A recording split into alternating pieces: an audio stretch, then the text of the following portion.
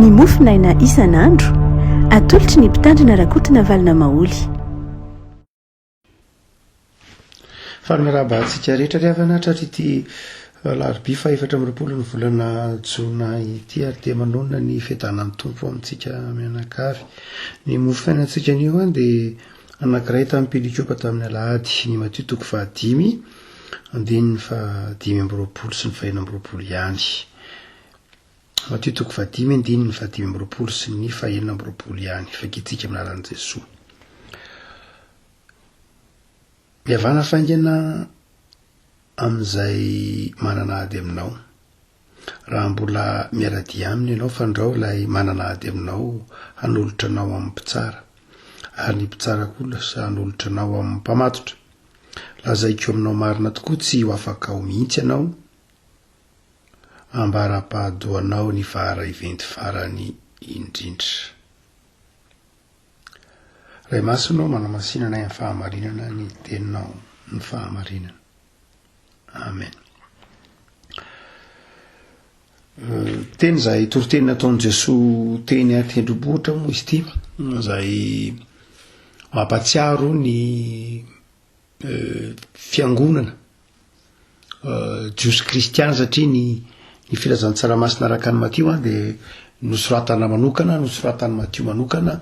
nampitaina tamin'ireo jiosy miova kristiana any jiosy fiavinana na afantatra tsara ny testamenta taloha beazana tamin'ny testamenta taloha ary mahafantatra tsara ny Torah zay fototry ny fiainana mampanompon'Andriamanitra dia nosoratana ho azy ireo ny filazantsara masina araka ny Matio mba hampatsihivana azy ireo fa Jesosy dia tsy afa-tsy akory fa ilay nandrasana ilay Mesia ary ny hoe Jesosy nanao ilay torotenana tendrombohitra dia mampatsiaro azy ireo zany ny Torah sy ny mampatsiaro azy ireo ny fifandraisan'i Jesosy fifamatoran'i Jesosy sy ny fifamatoran'ny torotenin'i Jesosy amin'ny afatry Mosesy amin'ny lalàn'ny Mosesy ny Torah ireo didy folo sy ny tahaka izany dia hitantsika moa fa ny toko 5 dia tena efitenin'ny lalàna amin'izay nanazavahan'i Jesosy azy niainga tamin'ny fampianaran'ny Mosesy na ny didy folon'ny Mosesy amin'ity 10 sy 4 ty dia miresaka manokana mahitsy ilay afatra mahitsy momba ny hoe raha ohatra ka manana ady ianao amin'ny olona anankiray tsy namana loatra io resahana io fa ataoveo amin'ny fiainam-piarahamonina ianao Jesosy manana ady ifanaovana amina mpifanandrina aminao satria tena mpifanandrina mihitsy ny fombolana nampiasain'ny Matio nilazana azy hoe tena misy fanandrinana ataonao amina olona anankiray na tsy voatery hoe inona tsy izay ny zava-dehibe fa hoe misy fotsiny ilay fanandrinana dia hoy Jesosy manao hoe ny fomba fiasa tsara indrindra dia inona ny ataonao fa io olona io dia hitory anao any amin'ny mpitsara ary fantatrao tsara mihitsy fa rehefa tonga any amin'ny mpitsara ianao dia tsy haharesy mihitsy fa tsy maintsy andohatra amin'ny farany ny zavatra izay tokony ataonao noho izany dia ny tokony atao Jesosy dia izao ndana mihavana aingana ndana mihavana amin'ny mpifanandrina aminao ary dia ina ry avako malala no ataontsika hoe fototra izay ara-panahy tiany Jesosy resahana ny amin'ny toe mandehana miainga mihavana faingana amin'ilay manana ady aminao raha toa ka tsy sarahana amin'ny mazava ho azy amin'ny tontolon'ny Matio toko 5 dia inona ny hevitra izany inona ny hevitra izany torotena izany azo lazaina mihitsy zany ry avako malala fa tena fahaiza miaina tsotra fotsiny ampianaran'i Jesosy eto aloha voalohany indrindra fahaiza miaina tsotra fotsiny hoe rehefa ohatra ka fantaro tsara manana saina mieritreritra sy makafaka fa rehefa fantatrao fa ho taritin'ny olona any amin'ny fitsarana ianao ka fantatrao fa ho resy dia ny vahaolana ataonao dia manaova fifampirarahana raharaham-pihavanana zay mihitsy no malaza azy hoe manaova raharaham-pihavanana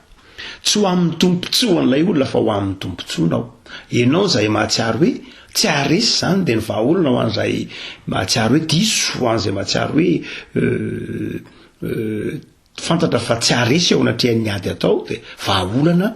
ny raharaham-pihavanana ary ianao no mangataka ilay raharaham-pihavanana tsy ny maherinao ianao no angatakara raha-pihavanana aminao fa ianao lay resy izay azonao anto sy azonao antoka mihitsy ny fandresenao de mangatara raha-pihavanana anabaky te am'izao katokatoky ny fetim-pirenena zao de makakarefako fa to zany antsoavo amin'ny raha-pihavanana zany no perikiopatsika am'ty mofinainay ty ny hoe manaova raha-pihavanana am'izay manana ady aminao tanjon'lay raha-pihavanana de tsy ny hoe mba isian'le filaminana sy ny tahaka zany hoe tahaka any am'romanina ny hoe raha azo atao de ataovy zay havanana mba isian'ny filaminana amin'ny fiarahamonina tsy isian'ny fikitranana fa tena hoe mba ho amin'ny tompontsonao mba tsy hanahirana anao satria ny mpitsara de tsy hamindra fo mihitsy no zany de ny vahaolana manao de zao manaova raha-pihavanana de afaka malala raha toka jerena amin'ny lafiny tena ataontsika hoe pratika mihitsy zany de zany fianarana ho an'ny mpino zany de afaka malala ary tozary hitatsika eo amin'ny fiainan'ny jiosy mandraka kehitriny fantatry ny jiosy tsara hoe mandraka kehitriny zany fantatry ny jiosy tsara mihitsy hoe itsy izy tokony anao raha-pihavanana ary itsy izy tsy manaiky anao raha-pihavanana mandraka tiny ny fiainana israelianina de tena mahatakala tsara n'zany marina loatra fa tsy mandray an'i jesosy dobo sy famonjy ny israelianina fa manana zany kolotsaina zany mihitsy izy eo amin'ny fiainana amin'ny lafiny diplomasia amin'ny lafiny politika fantany mihitsy hoe etsy zay tokony ho andefitra ka hanao raha-pihavanana etsy kosa zay tsy anaiky anao raha-pihavanana mihitsy satria maso solon'ny maso etsy nify solon'nify etsy aina solon'ny aina etsy mame fahazavan-tsaina zany jesosy amin'ny lafiny anankiray afaka malala ny ametatsika hoe fiainana amin'ny tondrahantsika ny fiainantsika ny amin'ny tsy heverany tenantsika hoe ao anatin'ny fahafenona mandrakariva tsy ao anatin'ny fiheveran'ny tenantsika manao hoe satria tsika pino de tsy mila raha-pihavanana na satria tsika mety manana ny fiheverantsika ny tenantsika mety manana fahefana manana voninahitra manana fifandraisana de tsy anao raha-pihavanana fa iny tompo manao hoe tandremy tsara fa misy fetra zay mety heritreretinao ho fandresena heritreretinao zay mety fanzava-dehibe de zao amin'ny fotoana anankiray de tena ilaina mihitsy ny fanaovana raha-pihavanana roviny zay rehefa tsy azonao antoka fa andresenao tena raha jerena amin'ny lafiny maha-olombelona de tena ampianaran'i Jesosy tahaka ny nampianaran'i Jesosy ny hoe tahaka ny mahazanakorina ampovoan'ny ambody Jesosy mampianatra fiainana atsika mihitsy zany eto rehefa ko malala fa nde alalina landalina kokory havako mihavana aingana ianao amin'ilay manana ady aminao inona ny dikan'izany raha mbola miara-dia aminy fandrao anolotra anao any amin'ny mpitsara izy ary ny mpitsara kosa anolotra ao any amin'ny mpamatotra zavatra roa lehibe ny tika zany rehefa ko malala ny voalohany a de ny ataontsika hoe misy ny fotoana mbola fanaovana na raha-pihavanana de ny mbola misy ny fotoana ny fanaovana na raha-pihavanana de manaova fihavanana tsy amin'ny fotoana rehetra zany no fahana manao ny raha-pihavanana zava-dehibe ny ananana toe-tsaina no tsyana hoe raha-pihavanana rehefa manao raha-pihavanana moa raha ohatra ka jerena amin'ny Matthieu de am'fanatsaraky ny Matthieu de ny toe-tsain'ny olona manao raha-pihavanana de toe-tsaina zay manana fanetretena ny toe-tsaina zay manaiky ampilefitra ny ambopo toe-tsaina zay manaiky ampandefitra zay maha izy azy ny tena manoloana ny tanjona tiany anankiray zay atratrarina fomba fiaina-tsotro zany ary fanao hitatsika tamin'ny tantarany hitatsika ohatra tamin'ny tantarany David tamin'ny tantarany Jakoba sy Labana sy ny sisa rehetra eo amin'ny testamenta taloha de tiavana tena ny ainany ireo olon'ny testamenta taloha mihitsy zany ny fiarahamonina malagasy de mahafantatra tsara ny atao hoe raha-pihavanana ary any ambanivohitra any ary mandraka kehitriny ara de tena fanao mihitsy ny hoe raha-pihavanana rehefa sendra mifandona ny fiara na misy zavatra misy ohatra hoe misy fahasimban-javatra vokatry ny tsy fitandreman'ny ekizy na tsy fitandreman'ny biby fiompy na vokatry ny loza voajanahary de tena fiainam-piarahamonina malagasy mihitsy ny antsoina hoe raha-pihavanana mba tsy hanimbana zavatra mba tsy hiteraka olana mba tsy hiteraka fafambaraka mba tsy hiteraka enatra satria dikany hoe miakatra any ampitsara fatorany mpamatotra tonga any atranomaizina enatra zany de am'izao akatoko ny fetim-pirenena zao de toy ny manao antsoavo ary ilay mofinaina manao hoe hoan'ny mpiarabela ho an'ny malagasy tsy vaky volo manao hoe manaova raharaham-pihavanany amin'ny lafiny tsy de politika loatra akory zany fa amin'ny lafiny andavanandro mihitsy ny fetim-pirenena de to amin'ny tantarany firenena to amin'ny tantarany ny firenena maro de ny fetim-pirenena fetin'ny fahaleovantena de fotoam-pifaliana tsy fotoana fitotranana akory tsy fotoana ifampitondrana raharaha eny ampitsara tsy fotoana fanakadrana arak'izay voalaza eto fa fotoana ny raharaham-pihavanana fotoana ny fampihavanana ary de eka de rehavako malala itsika rehetra raha eny tokantrano any a de atsiaro mba hanao zany raharaham-pihavanana zany amin'ny mpianakavy mba ho fety mamy ny fetim-pirenena mba tsy afaka manao arendrina ny ankizy no nytoejahatra maro samihafa fa andeny atao solona arendrina de raharaham-pihavanana mihavana avy mpianakavy ary mifandray ny mpianakavy mihavana koa ny mpiarabelona am'izao vanim-potoana mety mampisaraka isan-karazany zao a de na de zavatra tsy tohinona ary de mety mampisaraka de nde voizina ny toetsain'ny fampihavanana na ny raharaham-pihavanana ho amin'ny tombontsoany rehetra io fa tsy ho amin'ny tombontsoany ray ihany fa ho amin'ny tombontsoany rehetra ny raharaham-pihavanana fa ny faharoa de izao rehavako malala ny tsy fitaomana antsika no raharaham-pihavanana ihany izy ty ny soratra masina tsy mitona antsika no raharaham-pihavanana ihany fa Jesosy mihitsy eto no mitona antsika manao hoe tsy amin'ny fotoana rehetra akory ny fanaovana ny mahombo ny raharaham-pihavanana na mety ny raharaham-pihavanana fa alohan'ny fitsarana de ny mbola eny an-dalana zany hoe miloha ny atongavana eo amin'ny mpitsara miloha ny igadonan'ny fitsarana sy ny didim-pitsarana de manova aloha raharaham-pihavanana tsy amin'ny fotoana rehetra zany fa misy fotoana fanararaotana de ny mbola eny an-dalana ianao sy ilay mpitory ianao izy zany hoe tena mbola vao mbola afaka miresaky nareo de ny mbola afaka miresaky nareo de miresaky tsy amin'ny fotoana rehetra akory no ahafahana manao an'izay ndray maka rehavako malala nanatrika fandevenana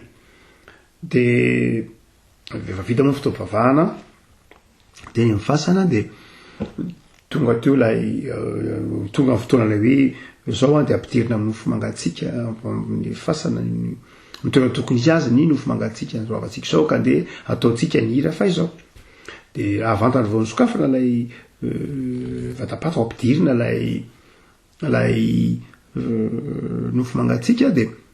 miezakazaka lay zanaky ty manjo de nioka teo amin'ilay vatana mangatsika ary nidradradratra ny tomany manao hoe dada mifony dada mifona fa tsy vitanay ny tokony natao mifona fa zay ko tsy ny fakaty be dehibe tsy horesahiko satria zahatra maro samy tsy zay ny zava-dehibe fa ny zava-dehibe de ny hoe tsy amin'ny fotoana rehetra akory no afahana mihavana sy manao raharaham-pihavanana satria vatana mangatsika tsy midika ninninina intsony ny fifonanao amina vatana mangatsika izy velona no tsara mahita nareo mivakaty izy velona ny mahita nareo ny fala mahita olona tsara fihavanana ray aman-dreny zany resantsika io izy velona koa no mahita anao mahay mialatsiny aminy am'izay mety ho tsy vitanao taminy na tsy vitany taminao mety hitrangy zany hoe mizahatra koa tsy vitany taminao de aseonao aminy fanahy namely ianao ka zay mahatonga ny tompo eto miteny hoe faingana zany hoe ny fanaovana raharaham-pihavanana na ny fangataham-pihavanana de tsy hanao akory ny fotoana fa mandalo ihany ary vetivety eny an-dalana hoe matio zany hoe tsy lavitra zany raha ohatra ka jerena de tao amin'ny tantarany matio de ny sinidiona eo amin'ny tempoly ihany positrano amin'ny tempoly ny sinidiona ny tanàna ry ambanimbany ary no zany dia tsy voatery ho fotoana lava zany tsy voatery ho herintaona zany fotoana zany tsy voatery ho enim-bolana zany herintaona zany fa mety atsasakadiny any zany mety adiny ray na de mety matratra tapabolana koa azy fa foy le fotoana voafetra le fotoana ahafahana manao raharaham-pihavanana faingana ary anao Jesosy aza mampiandry ny raharaham-pihavanana aza mampiandry an'izany antsoina hoe raharaham-pihavanana zany ho zandrinasa ray mantsy revako malala no iveditsika homamaika de radray ny fitadiavam-bola ny ekonomia mandrandray ny fitatanana zay zava-dehibe daholo zany fa Jesosy tsy nanao andreny mihitsy faingana fa nataony hoe asa faingana de ny raha-rahabevanana zany hoe ny fihavanana de tena ilaina mba tsy mahatonga fahafanaina inona faharava-bevanana de mahatonga fahasy manjavatra mandrakariva na de amin'ny raha-panambadiana raha nitolo de nitakatra hoe rehefa rava tokantrano de rava rena ka na inona na inona fihavanana rava na de mahamalagasy tsotra fotsiny sao ary de efa faharavan-javatra zay maika fa ampino zay mahatonga Jesosy miteny hoe zavatra tsy azonareo atao zandrinasy zany tsy azo ampiandrasiny zany am'izao ataontsika hoe fetim-pirenena zao de toy ny manafatra atsika ny tompo manao hoe dana manao raha-raha-pihavanana ainganareo am'izay azo hihavanana mandahana mifampiraharaha am'izay rehetra mahazo hifampiraharaha daholo isika menakavy mba ahatonga ny fiainam-pirenena ahatonga ny fiainam-bahoaka ahatonga ny fiainan'ny tsirairay avy ilamina araka ny tokony ho izy fa de miraha soanao ry afaka malala hotratra ny fetim-pirenena atao anatin'ny raha pitso afaka pitso madimy amby roapolo fenina amby roapolo ny fetim-pirenena de anankiray am'izay fanomezana tsara indrindra de ny tolotsika an'Andriamanitra de ny hoe nahavita raha-raha-bevanana zay Andriamanitra ny avan'izay noho izao fetim-pirenena zao de misaotra anao zay Jesosy ivavaka sika Jesosy misaotra anao zay ny amin'ny toetra kristiana na ny moraly kristiana zay ampianarinao anay amin'ny filazantsara fa izay rehetra manao zavatra tsy mety satria olombelona mitafinofo amin'ny namany de tao aminao tsy izingizina na tsy iziziry fanana fanetretena anatona sy angataka raha-bevanana mihitsy ary anatin'izany indrindra no mampilamina ny fiainam-piarahamonina rehetra manazava ianao fa zavatra azo atao amin'ny fotoana rehetra zany saingy zavatra tsy ampiandrasana de vavak'izay tompo ho an'ny tanindrazanay mba hiainanay am'izao akatoky ny fety zao zany fahaizana mifandefitra mifanatona miresaka miavana manao raha-raha-pihavanana ao anatin'ny fanetretena izany fa tsy mitondra na inona na inona ny fanamarina tena na ny fiheverany tena ho zavatra mihoatra noho ny hafa de vangeo ny tokantrano tsirairay avy anana fanetretena ary ayana foana tena samy ahatsiazo ray tsy mety nataony tamin'ny namany avy na tamin'ny fianakaviany na tamin'ny mpiarabelona ka amin'izao fetim-pirenena izao de fotoana fifaliana ny iainana isa tokantrano isa mpianakaviana ianao nefa lay tena fampihavanana ianao nefa nandrava nevitra ny fisarahana de tsisy fampihavanana ivelanao tsy misy raha-mpihavanana ivelanao Jesosy ko de mety zanjaka amin'ny tokantrano tsirairay avy aminarinao Jesosy amen.